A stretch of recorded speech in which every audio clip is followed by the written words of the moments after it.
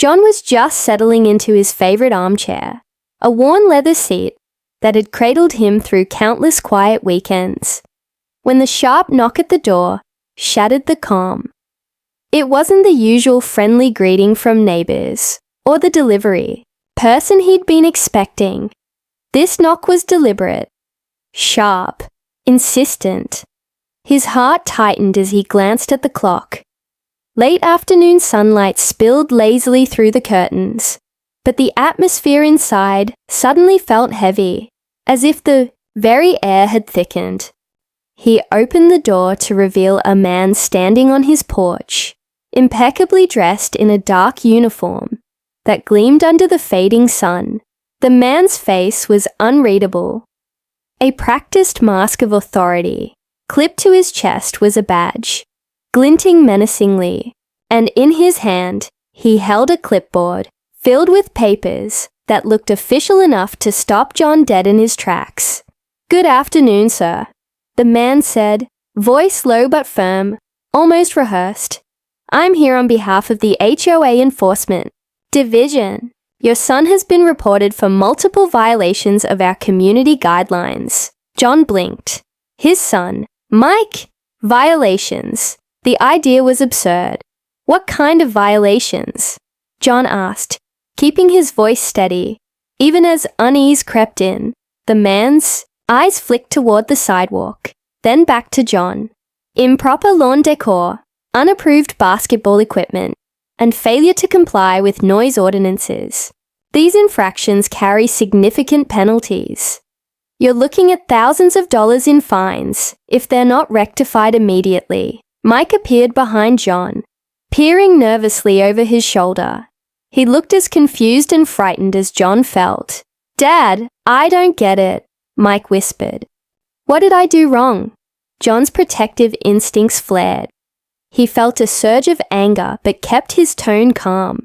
"Can I see some identification and the official notice of these violations?" The man's smile tightened, no longer warm but cold and calculating. "I don't have to show you anything right now. This is just a warning, but you should take it seriously. The HOA doesn't tolerate disrespect of its rules." John's eyes narrowed. Something was off. The badge looked cheap, the paperwork suspiciously blank, except for a few scribbled notes, and the man's confidence felt forced, brittle. Yet the man's threat hung in the air like a dark cloud. Suddenly, the stranger's gaze hardened as Mike stepped forward, clutching a basketball nervously. "Your son's little basketball hoop is a blatant violation. It's an eyesore and a hazard to community aesthetics," he said, voice low and menacing. "I suggest you remove it immediately, or there will be consequences." Mike's face paled. John stepped protectively in front of him. "Listen, we haven't received any official letters, no phone calls, no emails. You can't just show up and threaten us like this." The man's smile vanished entirely. "I'm here to enforce the rules. Compliance is non-negotiable." John's gut twisted. Who was this man?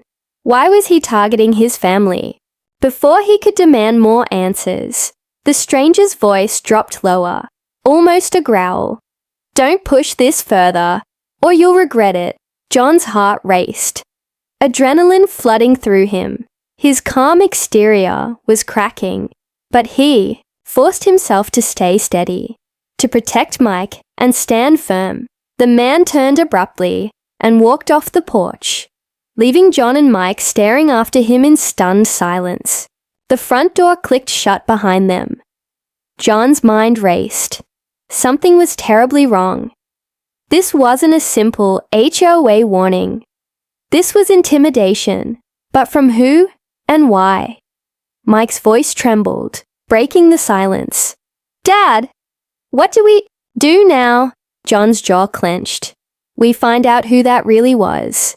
And with that, a quiet tension settled over their home. Outside, the stranger disappeared into the shadows of the quiet neighborhood. But the threat he brought had just begun. The sun dipped lower behind the rows of neatly trimmed houses, casting long shadows over the Johnson family's front yard. Inside, the warmth of the living room did little to chase away the chill John felt crawling up his spine. Mike sat close, clutching his basketball like a lifeline, eyes wide and searching. The stranger's words replayed in their minds like a twisted echo, a dark threat disguised as authority. John paced slowly, running a hand through his hair, trying to piece together what had just happened. His mind spun with questions. Who was that man really? And why target his son? The neighborhood was usually calm, friendly faces, and shared barbecues. Not strangers, threatening families with vague warnings. Suddenly the phone rang, slicing through the uneasy silence.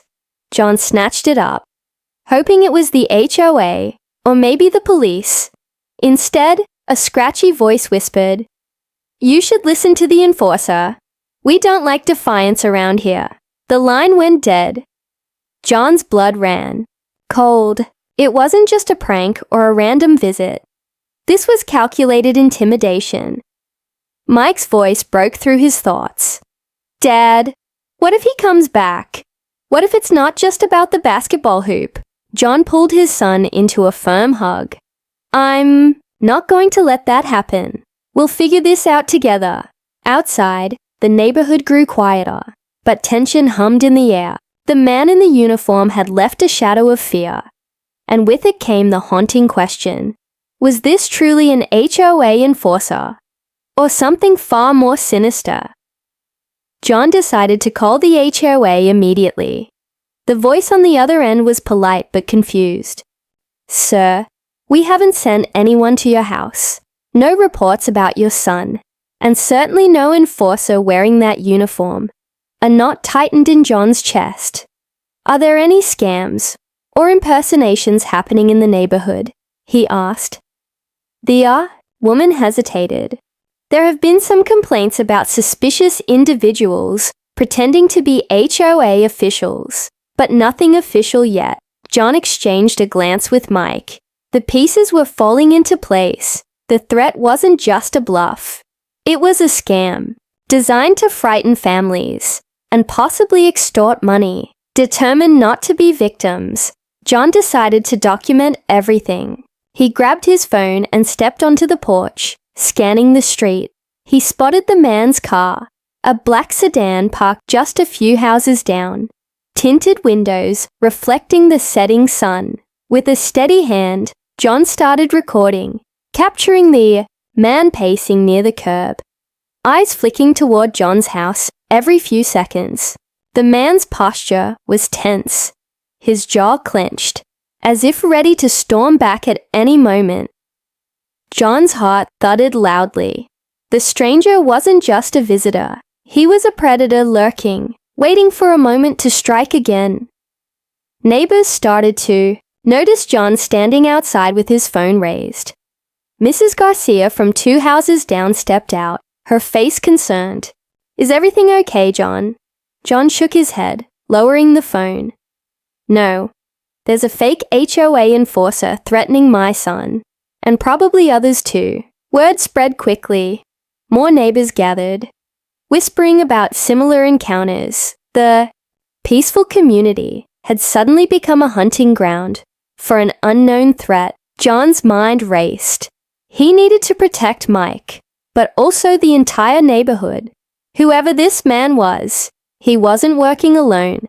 The carefully crafted uniform and rehearsed threats spoke of something bigger. Suddenly, the man from the black sedan approached, his voice low and dangerous. "I told you to stop this, John. Walk away or things get worse." John squared his shoulders. "I'm not scared of you, and I'm not going to let you bully my family." A tense silence stretched between them, broken only by the distant sounds of children playing, oblivious to the danger lurking on their quiet street. Then, without warning, the man's expression twisted into a cruel sneer. "You think you're tough? This is only the beginning." He turned sharply and disappeared into the growing darkness. leaving John and the neighbors shaken but resolute. John looked down at Mike, who nodded silently, determination flickering in his eyes. The game had changed. The stakes were higher than ever, and the fight was far from over. The next morning dawned grey and overcast, mirroring the heavy weight pressing down on John's mind. He sat at the kitchen table, coffee untouched, eyes scanning the papers the fake enforcer had left behind the day before. The documents looked official at a glance, HOA letterhead, bold stamps, and formal language. But something didn't add up. The ink smudged in places, and the dates were suspiciously recent, almost like they'd been printed that morning. Mike hovered nearby, still, shaken. "Dad, do you think he'll come back?" John forced a reassuring smile. "I don't know, Mike, but we're not going to let him scare us." Determined to get to the bottom of the mystery, John pulled out his phone and dialed the HOA's main office again. This time, he asked for the name of the person who supposedly sent the enforcer. The receptionist hesitated, then said, "There's no record of any enforcement officer assigned to your street. No warnings or complaints about your son either." John's suspicion hardened into certainty. This man was an imposter. That afternoon, John decided to investigate further. He walked the neighborhood, asking neighbors if they'd seen anyone strange or had similar encounters. Mrs. Garcia shared her story of a man who had tried to enter her property last week, claiming to conduct an HOA inspection, but had no badge or paperwork. "It felt off," she said, "like he was looking for something or someone." John's phone buzzed. A text from an unknown number. "Stop asking questions, or you'll regret it." His stomach clenched. Back home, John examined the video he had taken of the man near the black sedan. The footage was grainy, but clear enough to show the man's face. A sharp jawline, cold eyes, and a thin scar running down his left cheek. The scar struck a chord in John's memory, but he couldn't place it. Curiosity gnawed at him. Who was this man, and what did he want? That evening, John contacted a private investigator recommended by a friend. He needed professional help to identify the stranger and uncover his motives. Meanwhile, Mike tried to shake off the fear with his usual humor, but John caught him staring nervously out the window whenever a car passed by slowly. Late at night, John sat on the porch, the neighborhood quiet except for distant dogs barking. The feeling of being watched crept over him again. Suddenly, headlights flashed from a car parked down the street, and the black sedan slowly rolled by, its driver's face obscured by shadows. John's heart pounded.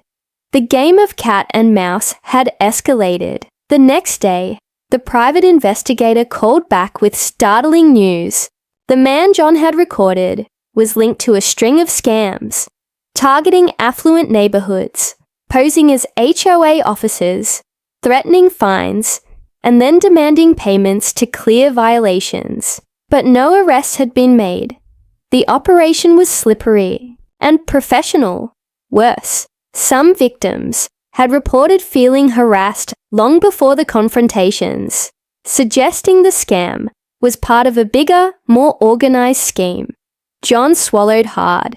His family was caught in something far more dangerous than a simple misunderstanding.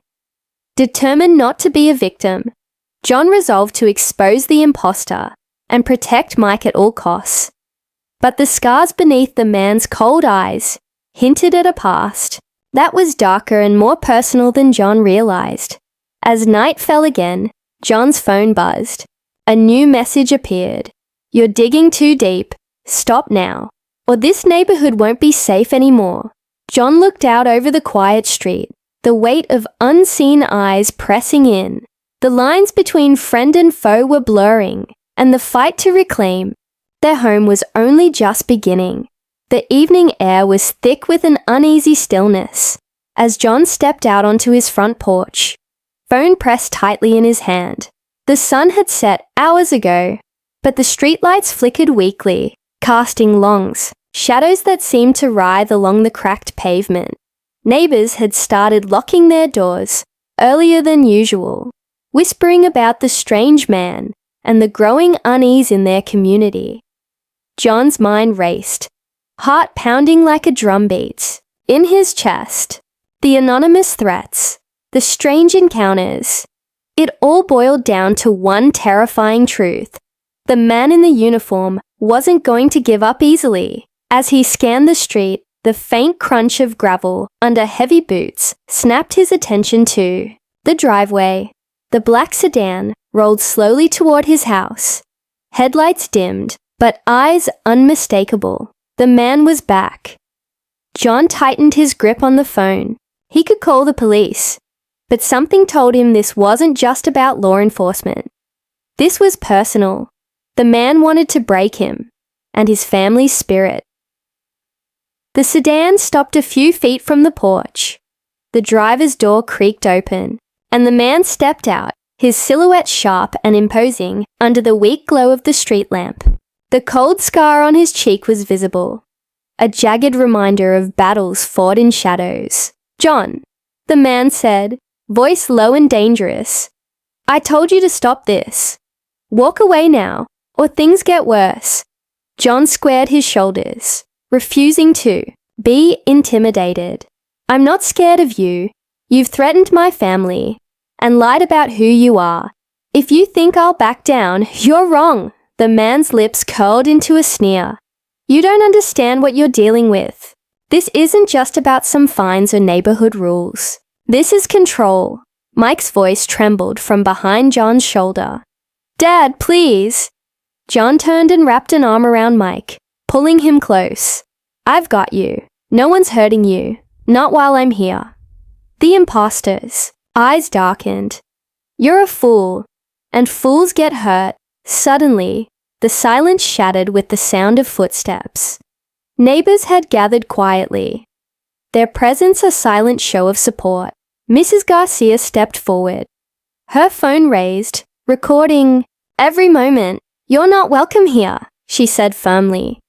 "Leave before we call the police." The man's jaw clenched, frustration bubbling to the surface. For a moment, his mask slipped, revealing a glimpse of rage and desperation. He glanced at the growing crowd and weighed his options. Then, with a harsh laugh, he spat. "This isn't over, John. You're poking a hornet's nest." He climbed back into the sedan, slamming the door shut. The engine roared to life, and the car sped away into the night, leaving a lingering tension hanging thick in the air. John exhaled slowly, his body trembling with adrenaline. The neighbors murmured among themselves, a mix of fear and relief. Mike looked up at his father, eyes wide but shining with newfound courage. "Dad," we stood up to him. John nodded, pride swelling in his chest. "And we'll keep standing." Later that night, as John locked the doors and double-checked the windows, the weight of the encounter settled heavily on him. The man's words echoed. "This isn't just about fines. This is control." John realized the threat was bigger than he imagined. This wasn't just a scam. It was an attempt to seize power through fear. But John wasn't about to let his neighborhood fall into darkness. He vowed to fight back, no matter what it took. And deep down, he knew the next move would come soon. The morning after the standoff dawned crisp and cold, but the chill in the air wasn't just from the weather. John felt the weight of the previous night's confrontation settle like a stone in his chest. The threat wasn't just personal. It was something far more insidious. Determined to understand what they were up against, John called his neighbor, Mrs. Garcia, hoping she might have more information. Her voice was tense on the other end of the line. "John, you're not going to believe this, but I talked to a few other neighbors. she said quietly. Several of them have had visits. Men claiming to be from the HOA, showing fake badges, threatening fines. It's a pattern, not just a one-off. John's grip tightened on the phone. Do you think it's a scam? More than that, I've heard whispers of an organized group preying on neighborhoods like ours. They intimidate families, push them to pay money, and some say the fines never stop. It's like they want to take control, not just collect cash. John's mind spun. This wasn't random harassment. It was a calculated takeover. Later that day, John sat with Mike and his wife Sarah, poring over the messages and videos John had collected. Mike's basketball hoop was still there, untouched, but shadowed by fear. Why us? Mike asked, frustration and confusion clouding his voice. John met his son's eyes, trying to find words that would calm the storm inside. Because we're not going to back down. They want to break people like us, families who care about this neighborhood. But we're going to fight back. As John spoke, a sharp knock interrupted them. Sarah hesitated, then opened the door. A crack. No one was there, just a small envelope on the doorstep. John picked it up carefully and unfolded the note inside. You don't know the whole story. Stop digging, or you'll regret it. The handwriting was jagged and hurried, like a warning scrawled in fear or desperation. That night, John called the local police to report the threats and impersonations. They took the complaint seriously, but admitted their hands were tied without concrete evidence. We're aware of similar incidents in other towns. The officer said, these groups are elusive, professional, organized, and dangerous. John felt the walls closing in. His family's safety and the neighborhood's peace were under siege by an enemy cloaked in lies and shadows. Determined to rally the community, John organized a neighborhood meeting at the local community center. Dozens showed up, faces etched with worry and determination. He shared everything: the threats, the imposters, the messages. We can't let fear rule us, John said, voice steady but fierce. We have to stand together, watch out for each other, and expose these scammers for what they are. As the meeting ended, a man approached John quietly. He introduced himself as a former HOA board member who'd resigned after suspecting corruption within the organization. John, the man said, lowering his voice, there are people inside the HOA who want this control too. They're working with the scammers, using fear to manipulate the board and residents. You need to be careful who you trust. John's heart pounded. If true, the threat was deeper and more personal than he feared. That night, John lay awake, haunted by the thought that the enemy might be closer than he ever imagined. Outside, shadows shifted.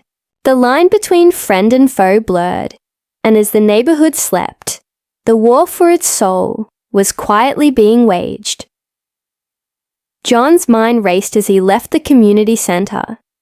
The weight of the former board member's words pressing down like a lid. Cloak. The idea that the enemy might be inside their very HOA sent a shiver down his spine. Who could he trust? How deep did this conspiracy run? Back at home, Sarah tried to calm Mike, who had become withdrawn, afraid to even play outside.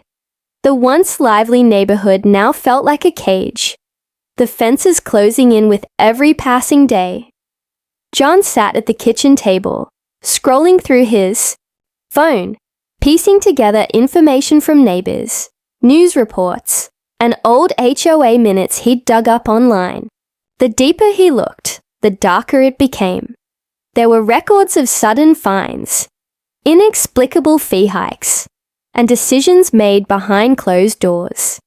Decisions that benefited a handful of powerful people on the board. John realized the fake enforcer was just the visible tip of a much larger scheme. The phone rang again, breaking the silence. It was the former board member, his voice, urgent. "John, you need to be careful. Some of those inside the HOA will do anything to protect their interests. They know you're asking questions." John's grip tightened. "What can I do?" "Keep gathering evidence. Document everything. But most importantly, don't confront them alone. You're up against people with influence and resources." That night, John felt the first unmistakable sign of real danger. His front yard light flickered erratically, and when he stepped outside, the faint smell of gasoline lingered in the air. Someone had tried to sabotage his home. The neighbors came rushing out, alarms and flashlights piercing the dark. Mrs. Garcia held John's arm tightly. "They're trying to scare you off." John nodded grimly. "They're trying to silence us." Word spread quickly, and the community's fear turned to anger. The neighborhood association scheduled an emergency meeting. But John knew the truth. Some of the enemies would be sitting in that room, wearing masks of civility. Determined not to be outmaneuvered, John enlisted the help of the private investigator. Together, they began cross-referencing names, financial records, and connections between the HOA board members and the mysterious scammers. The deeper they dug, the clearer the picture became. A tangled web of deceit, greed, and intimidation. A powerful faction within the HOA was colluding with the fake enforcers, using fear to force residents into submission and funnel money into their pockets. One night, as John reviewed his findings, a knock came at the back door. He opened it, cautiously, to find an envelope slipped under the frame. Inside was a single photo, a candid shot of John, Mike, and Sarah outside their home, taken from a distance. Attached was a note, "We're watching. Stop now." John's blood ran cold. This was no longer just about neighborhood rules or fines. It was personal. But instead of fear, a fierce resolve ignited within him. He would expose the truth, no matter the cost. The next day, John spoke at a packed town hall meeting, laying bare the evidence he and the investigator had uncovered. The room buzzed with whispers and gasps as names were read aloud, names of trusted community leaders who had betrayed their neighbors. But as John finished, the lights suddenly went out. The room plunged into darkness, panic rising like a tidal wave. When the lights flickered back on, the accused board members were gone, vanished into the shadows as quickly as the truth had been revealed. John stood alone at the podium, the weight of a silent watching crowd pressing down. The battle for the neighborhood was no longer just about rules. It was about justice, and John knew the fight was only just beginning. The blackout at the town hall meeting left an eerie silence hanging in the air, thick with fear and uncertainty. When the lights snapped back on, the room was a ghost town. The accused board members had vanished like phantoms, leaving behind a sea of shocked and confused neighbors. John stood at the podium, his heart pounding as whispers swelled around him. It was clear, the fight wasn't over. If anything, it had just escalated to a new, more dangerous level. Determined not to back down, John coordinated with the private investigator and a few trusted neighbors to form a neighborhood watch. They shared contact info, set up schedules, and began documenting everything. Suspicious vehicles, unknown faces, and strange activity around the community. But the threats became more aggressive. John's phone buzzed constantly with ominous messages. "You're next. Stop before it's too late. Your family won't be safe." One night, as John locked up the house, a figure appeared at the end of the driveway. The faint glow of a street lamp illuminated the man's scarred face. The same cold eyes that had haunted John for weeks. "You're making a big mistake, John," the man growled. "This isn't just about HOA rules anymore. It's about power. and you're in the way." John's voice was steady. "Power built on fear won't last. People see through lies." The man laughed bitterly. "We'll see how long you last." Before John could react, the man turned and disappeared into the shadows. Days later, Mike found a threatening note taped to his bedroom door. "Tell your dad to back off, or you'll regret it." Mike's usual bright spirit dimmed, and John felt the weight of responsibility heavier than ever.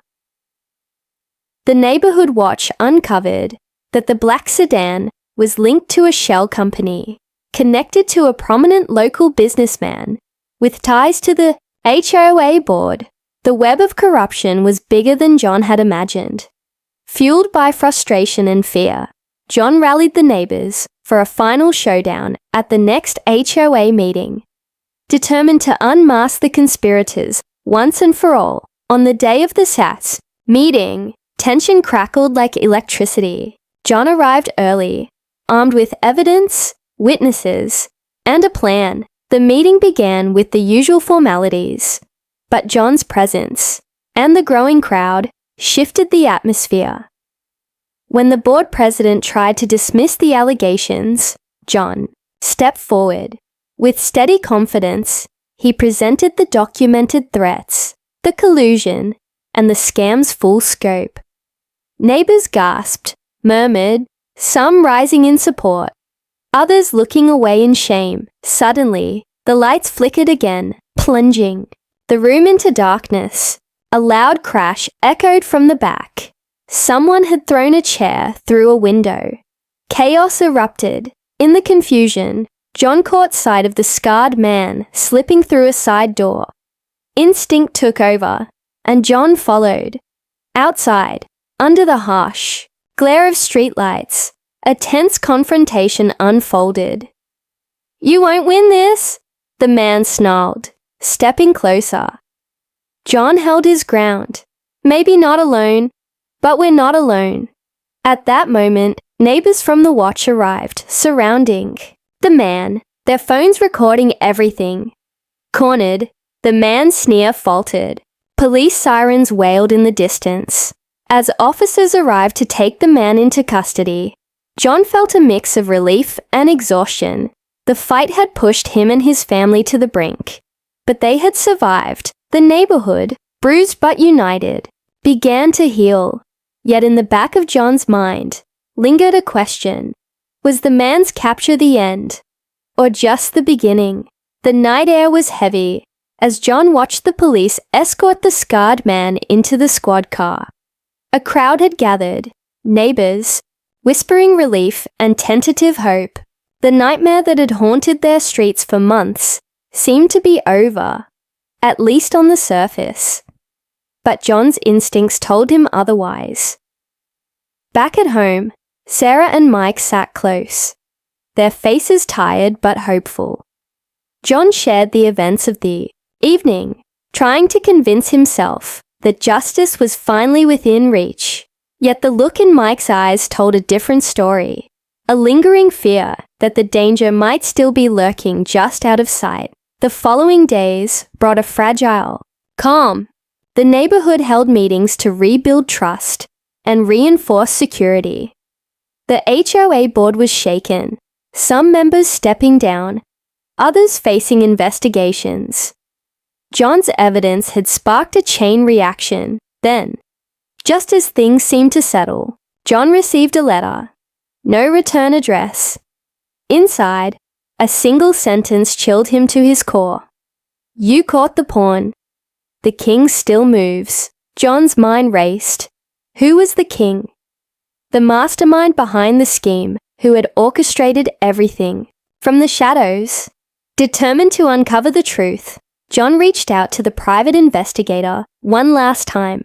Together, they uncovered hidden financial records, encrypted emails, and secret meetings linking a powerful local developer, someone with plans to buy up properties in the neighborhood at rock-bottom prices. Once the residents were forced out, this developer had used the fake enforcer and the corrupted HOA board as pawns in a ruthless game to seize control. Armed with this revelation, John organized a town hall meeting to expose the developer's plan. The community gathered, anger and resolve burning in their eyes. John spoke with conviction. This isn't just about fines or intimidation. It's about protecting our homes, our families, and our future. We have the power to stop this. The meeting ended. City officials announced they would launch a formal investigation into the developer's dealings and the HOA's corruption. The community united as never before. Neighborhood watch groups multiplied, bonds strengthened, and the sense of fear slowly gave way to hope. One evening, as John stood on his porch watching the sunset, Mike ran out to join him, basketball in hand. "Dad," Mike said, smiling genuinely for the first time in weeks. "We did it." John pulled his son close, feeling a profound sense of victory, not just over the threats, but over the darkness that had tried to consume their lives. Yet, in the quiet, John knew vigilance would always be necessary. Evil often hid in plain sight, waiting for a crack to slip through. But for now, their home was safe. The fake enforcer was gone, the shadows unmasked, and a community reborn.